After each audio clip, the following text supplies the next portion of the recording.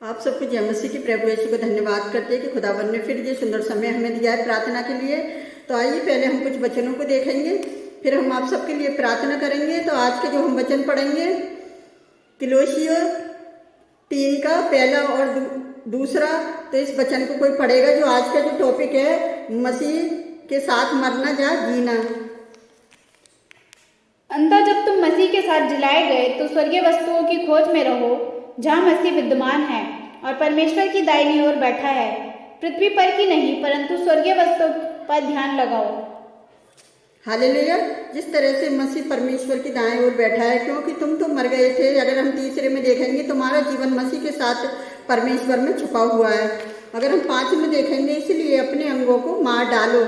जो व्यभिचारी के हैं, जो बुरी लालसाएं, जो अशुद्धताएं, इन सारी चीज़ों को हम क्या करना है, अपने जीवन से हमें खत्म करना है। अगर हम 10 में देखेंगे और नए मनुष्यों को पहन लो जो अपने सृजनहार के स्वरूप के अनुसार ज्ञान प्राप्त करने के लिए नया बनता जाता है। तो अब हमें परमेश्वर पर इन सारी गंदी बातों को छोड़कर हमें परमेश्वर में नया बनता जाना चाहिए। अगर हम 12 में देखेंगे इसलिए परमेश्वर के चुने हुओं की नाई जो पवित्र और प्रिय है, बड़ी करुणा और भलाई और दीनता और नर्मता और सहनशीलता धारण करो। तो हमें जो परमेश्वर के जो काम है, दीनता, नर्मता, सहनशीलता, इन सबको धारण करके हमें परमेश्वर के राज्य में प्रवेश करना है। अगर मसीह के हम 16 में देखेंगे मसीह के वचन को अपने हृदय में अधिकाई से बचने दो और सिद्ध ज्ञान सहित एक दूसरे को सिखाओ और चेताओ और अपने मन में अनुग्रह के साथ परमेश्वर के लिए भजन और स्तुति गान गाओ और आत्मिक गीतें गाओ। क्योंकि परमेश्वर को यही बात है कि जब हम आत्मा से स्तुति आराधना करते हैं, आत्मा से गीत गाते हैं, तो हम परमेश्वर की प्रशंसा करते हैं। और इसी तरह से हम उसमें देखेंगे 17 में, और वचन से या काम से जो कुछ करो सब प्रभु यीशु के नाम से करो, उसके द्वारा परमेश्वर पिता का धन्यवाद करो। हालेलुया। तो वो अपने सेवकों को भी अगर 22 में देखेंगे तो इसी तरह से वचन में लिखा है कि हे सेवकों, जो शरीर के अनुसार तुम्हारे स्वामी हैं, सब बातों में उनकी आज्ञा का पालन करो, मनुष्य को प्रसन्न करने वालों की नाई दिखाने के लिए नहीं परंतु मन की सीधाई और परमेश्वर के भय के साथ हमें ये काम करना चाहिए। हालेलुया। तो मसीह में जीना और मरना ही हमारे लिए दीनता और नर्मता से चलना। मसीह को जब मृतकों में से जीवित करने की एक अद्भुत घटना थी, लेकिन अद्भुत है कि हम विश्वासी लोग भी जिस तरह से यीशु मसीह को जलाया गया है उसी तरह से हम भी जलाए जाएंगे।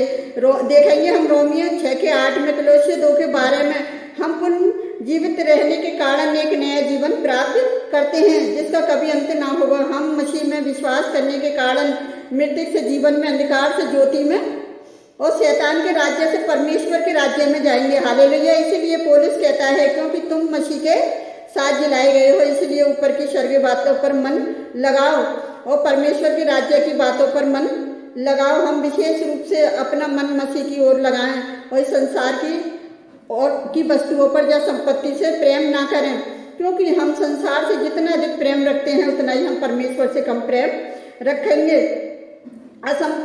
हम एक ही समय में परमेश्वर और संसार दोनों से प्रेम नहीं कर सकते।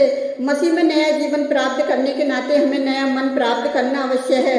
हम पहले की तरह विचार नहीं रखने चाहिए, क्योंकि पहले हम संसार के लोग थे, अब हम पुराने संसारी स्वभाव के अनुसार चलते थे। लेकिन अब हम पौलुस कहता है कि पवित्र आत्मा के द्वारा नया आत्मिक स्वभाव प्राप्त करने के कारण हमें उसे नए स्वभाव के अनुसार चलना चाहिए। हालेलुया।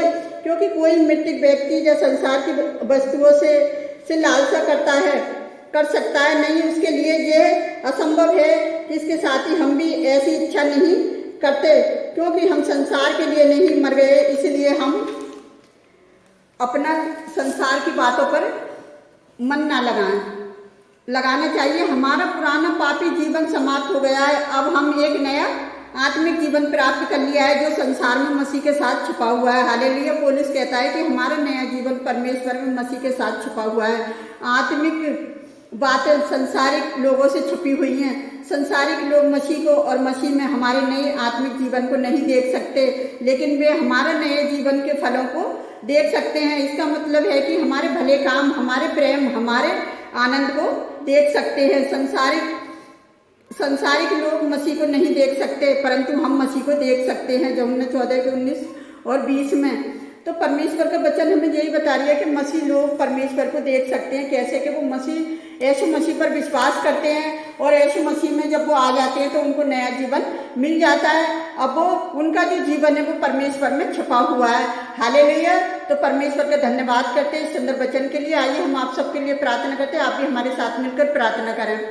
Hallelujah, hallelujah. धन्यवाद, धन्यवाद, धन्यवाद। राजाओं के राजा, प्रभु के प्रभु, आपका धन्यवाद करती हूँ मेरे महान और अनुग्रहकारी पिता, इस सुंदर वचन के लिए। प्यारे जो परमेश्वर, जब हम संसार में ये लोग थे तो हम संसार की बातों पर चलते थे, आज हम मसीह में तो हम मसीह के साथ चलते हैं। प्यारे जो परमेश्वर, तो आप हमारी सहायता, हमारी मदद है। प्यारे जो परमेश्वर, संसार के लोग नहीं देख सकते यीशु मसीह को, और मसीह के लोग ही है जो उन्होंने यीशु मसीह को देखा, उन्होंने परमेश्वर को देखा है। प्यारे जो परमेश्वर, और मैं आज खास तौर से अपने देश के प्रधानमंत्री, राष्ट्रपति, सीएम और जो भी कार्यकर्ता हैं देश को चलाने वाले, उन सभी के लिए मैं प्रार्थना करती हूँ। प्यारे जो परमेश्वर, आप देश को चलाने में उनकी सहायता मदद करें कि वो सारी कौम को अपने साथ लेकर चलें। प्यारे जो परमेश्वर, जो जाति धर्म के पीछे कोई किसी पर सताव ना करे। प्यारे जो परमेश्वर, आप उनकी सहायता, उनकी मदद करें। प्रशासन की पिता कि एक दूसरे की सहायता करें। प्यारे जो परमेश्वर, हमारे देश में कोई खून खराबा ना हो और किसी धर्म जाति के पीछे कभी झगड़ा ना हो मेरे जो परमेश्वर, क्योंकि हमारी प्रार्थना, हम रात दिन यही प्रार्थना करते हैं पिताजी,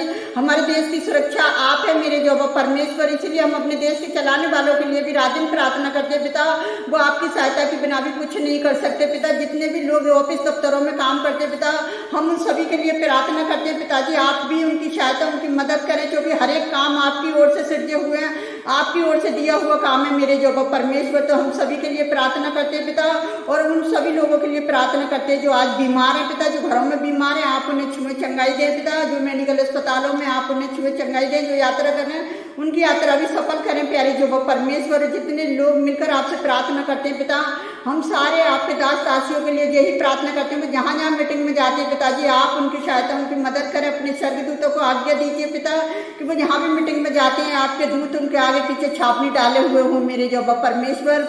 और अपने दास दासियों को सबको आपके हाथ में देती हूँ प्यारे जो परमेश्वर, जितने लोग आपकी सेवकाई कर रहे हैं पिताजी, सबकी आप सहायता मदद करें। प्यारे जो परमेश्वर की एक मन होकर मन की सिधाई से आपके वचन का प्रचार करें पिता, क्योंकि आपकी मर्जी के बिना कोई कुछ नहीं कर सकता मेरे जो परमेश्वर।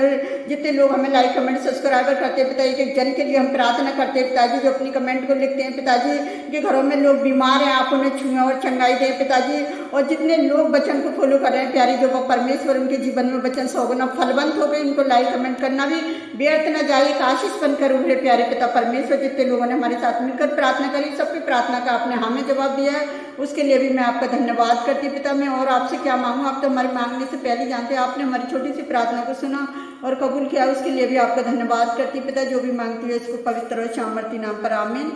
God bless you all.